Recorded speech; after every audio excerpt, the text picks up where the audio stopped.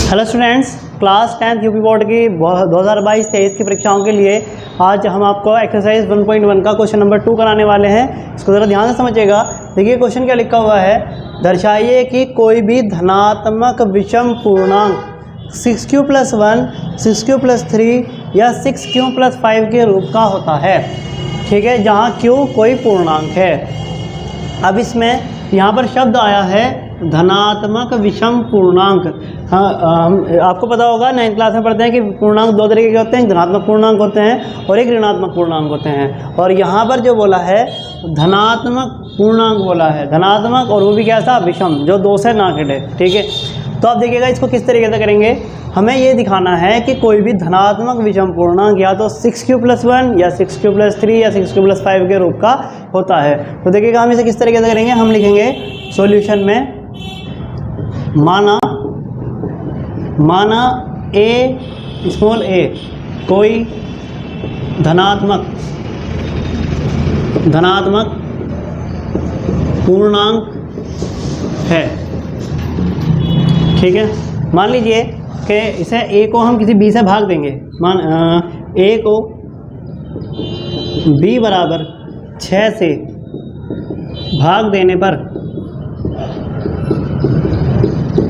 a के निम्न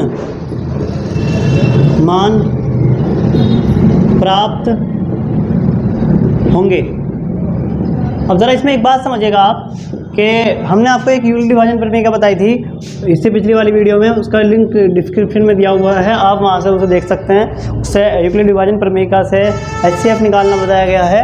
ठीक है, तो यहाँ पर देखिएगा हमने बताया था आपको कि किसी a को b से भाग देने पर उसका जो क्वेश्चन, जो उसका भागफल आता है वो क्यों आता है, और उसका जो बचता है वो शेषफल r आता है।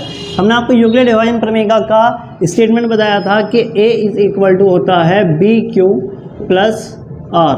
ठीक, अब यहाँ पर हम जो है इसमें किससे भाग दे रहे हैं, यहाँ पर हम भाग दे रहे हैं बच्चों 6 से a को भाग दे रहे हैं। ठीक है, तो देखिएगा यहाँ पर जो r का मान हो सकता है, वो r का मान जो होता है वो या तो 6 से छोटा होता है, कभी भी 6 के बराबर नहीं होता।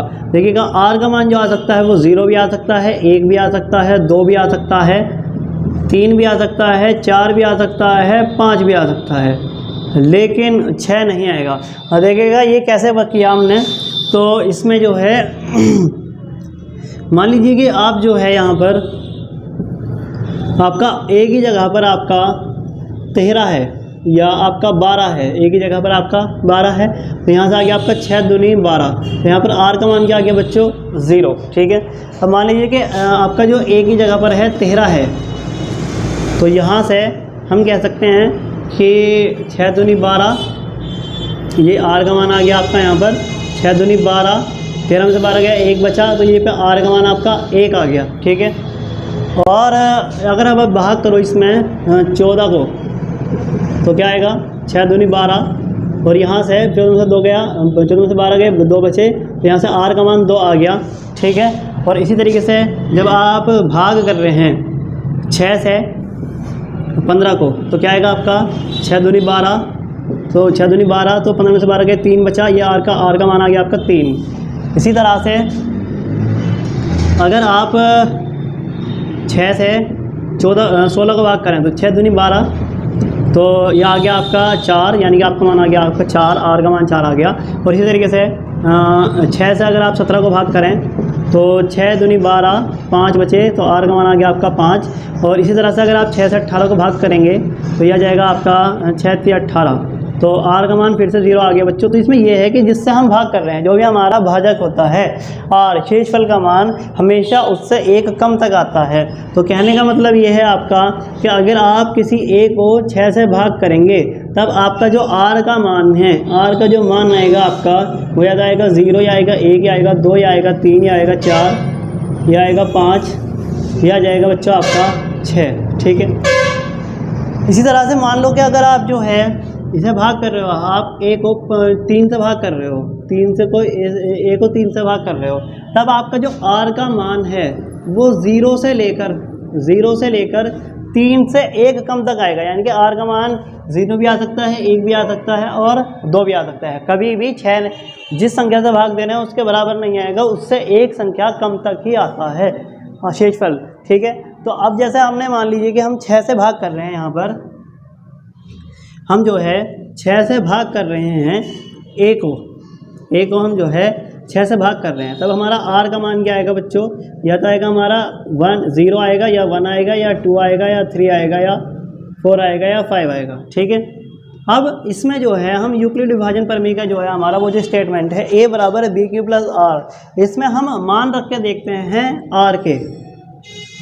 a बराबर आपका जो है मान लीजिए कि क्यू आ गया। ठीक है, 6 से क्यू को भाग देके आपका 6 से a को भाग देके आपका क्यू आ गया, और उसका शेषफल जो है आर का मान 0 भी आ सकता है, 1 भी आ सकता है, 2 भी आ सकता है, 3 भी आ सकता है, 4 भी और 5 भी।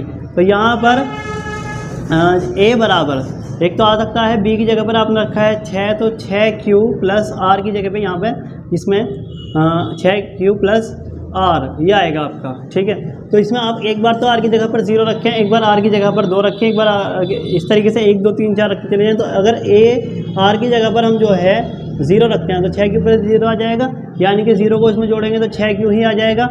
इसी तरह से अगर आर की जगह पे हम इस वाले आर की जगह पर हम 1 रखें तो एक आर का मान आ गया 6q प्लस 1, एक आ गया a बराबर 6q आर की जगह पर 2, a बराबर 6q प्लस आर की जगह पे 3, a बराबर 6q प्लस आर की जगह पे 4, a बराबर 6q प्लस आर की जगह पर 5। तो हमारे यहाँ पर जो हम लिखा था, माना a कोई धनात्मक पूर्णांक है, a को b बराबर 6 से भाग देने पर a के निम्न मान प्राप्त होंगे। कौन कौन से मान प्राप्त होंगे?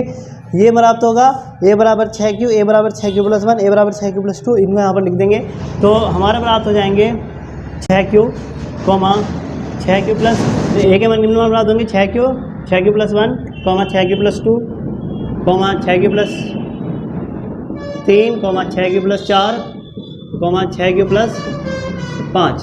अब इनमें से इन सभी में से देखिएगा ये जो 6q है हमारा, ये जो हमारा 6q है, अगर इसे आप 2 से भाग करें तो 2 कॉमन आ जाएगा इसमें, 2 दिया 6q।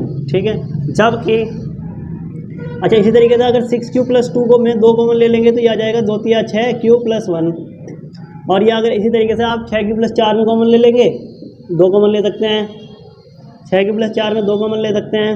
ठीक है, तो यह आ जाएगा 2 तिया 6q प्लस 2 दूनी 4।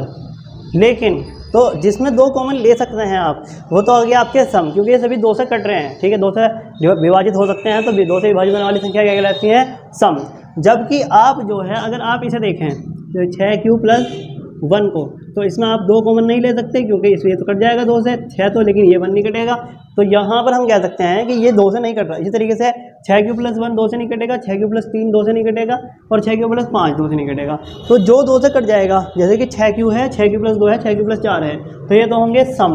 और जो 2 से नहीं कटेंगे वो हो जाएंगे विषम। तो हम यहाँ कह सकते हैं कि ऐसे लिख देंगे, इनमें से 6q, 6q plus 2, 6q plus 4 तथा लिख लीजिए 6q, 6q प्लस 2 तथा 6q प्लस 4 सम धनात्मक पूर्णांक हैं। इसलिए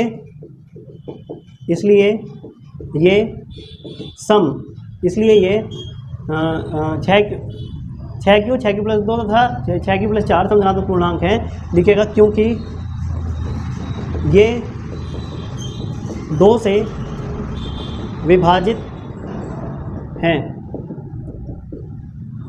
जबकि 6q plus 1, 6q plus 1, 6q plus 3 या 6q प्लस 5 तथा लिखेगा, तथा 6q प्लस 5 2 से विभाजित नहीं है। इसलिए ये विषम धनात्मक पूर्णांक हैं। अतः सिद्ध होता है कि किसी धनात्मक कि कोई भी धनात्मक विषम पूर्णांक 6 की +1, 6 की +3, 6 या 6 की +5 5 के रूप का होता है। ठीक है, तो बस इसमें यही था कि पहले हमने यूक्लिड डिवीजन प्रमेय का यूज़ करके इसके मान निकाल लिए एक है, और उसमें से हमने देखा कि जो ये 6 की है 6 की +2 है, जो 2 से कटने वाले हैं वो सम है, और हमें बताना था कि धनात्मक विषम पूर्णांक जो है 6 की +1, 6 की +3 या 6 की +5 के रूप का होता है। तो जो 2 से कटने वाले हैं वे तो सम हो गए, तो जो 2 से नहीं कटे वे विषम हो गए। तो यहाँ पर धनात्मक विषम पूर्णांक 6 की +1, 6 की +3 या 6 की +5 के रूप का होता है। ठीक है।